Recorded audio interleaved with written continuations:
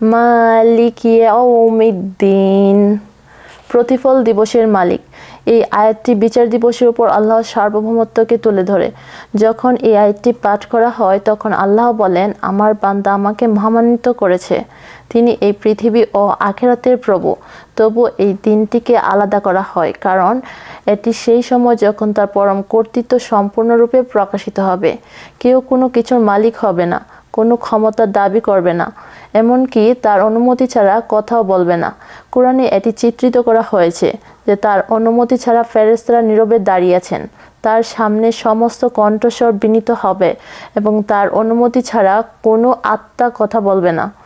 আল্লাহকে দয়ালু ও করুণাময় হিসেবে বর্ণনা করার পর আয়াতটি অবিলম্বে নিশ্চিত করে যে তিনি বিচার দিবসের মালিক।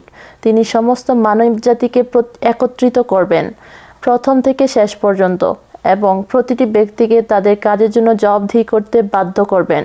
অতএব একজন মুমিনকে মনে রাখতে হবে যে আল্লাহ কেবল দয়ালুই নন এবং ন্যায় বিচারকও, যদিও তিনি যাকে ইচ্ছা ক্ষমা বা শাস্তি দেওয়ার পূর্ণ ক্ষমতা রাখেন, কারণ সমস্ত ক্ষমতা কেবল তারই।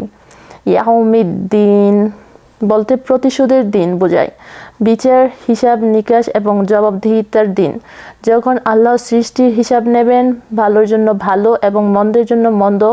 যাদের তিনি ক্ষমা করবেন তাদের ছাড়া আল্লাহকে প্রতিশোধের দিনের মালিক বলা নিশ্চিত করে যে তিনি একমাত্র আল মালিক।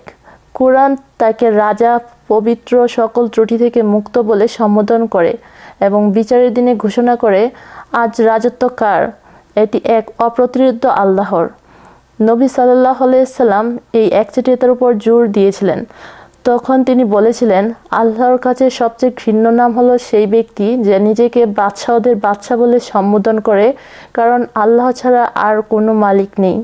কোরআনে আল্লাহ মানুষকে তার পূর্ণ প্রতিদান দেওয়ার কথা বলা হয়েছে এবং মানবজাতিকে স্মরণ করিয়ে দেওয়া হয়েছে যে তাদের কর্মের জন্য তাদের অবশ্যই বিচার করা হবে।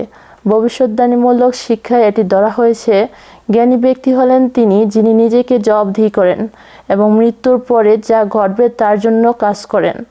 ওমর এই কথাটি প্রতিনিধিত্ব করে মানুষকে বিচারের আগে নিজেদের বিচার করার এবং সেই দিনের জন্য প্রস্তুত হওয়ার আহ্বান জানিয়েছিলেন যখন কোনো গোপন রহস্য গোপন থাকবে না।